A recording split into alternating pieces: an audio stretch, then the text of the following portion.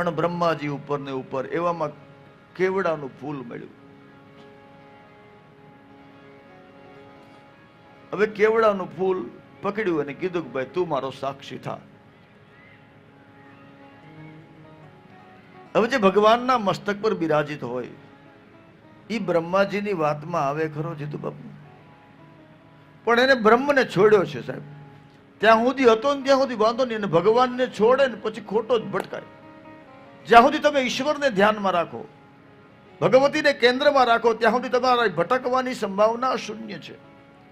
પણ જેવા ઈશ્વર તત્વથી તમે એલાઇનમેન્ટ છોડો એટલે પછી તમારે ભગવતીય વ્યક્તિઓ, ભગવતી વિચારો વાળા માણસો મળવાની સંભાવના ઓછી થાય છે. બ્રહ્માજીએ ફોસલાવી લીધો કે તારે કાંઈ નથી કહેવાનું, ખાલી હા એટલું બોલવાનું.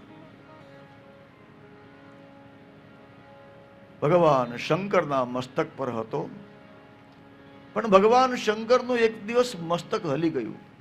વેદવ્યાસ લખે, પરિહાસમ તુ કૃતવાન કંપના ચલિતમ શિરઃ તસ્માતાવનુ ગૃહણાંતુ ચ્યુતમ કેતક મોત્તમમ.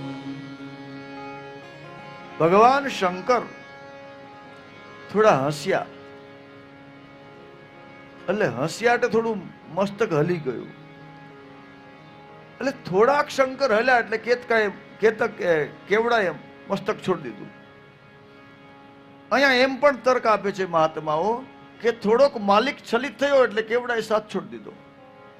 ઘણા લોકો એવા હોય સ્વાર્થી કે શેઠિયા થોડાક તકલીફમાં આવી જાય એટલે છોડી દે.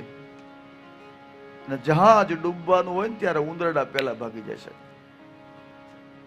આ કેવડા માટે